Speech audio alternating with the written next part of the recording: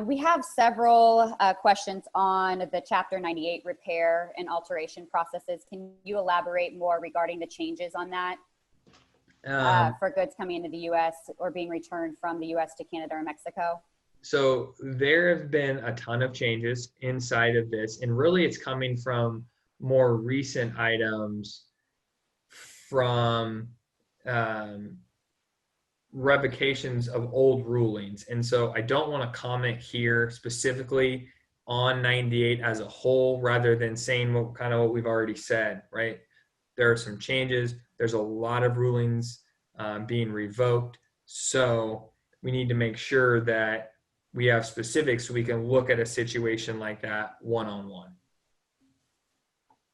And you guys can email that consulting at Scarborough email right there if you guys have more specific questions. We have a lot of specific questions that have been coming in about textiles or auto parts, chemicals.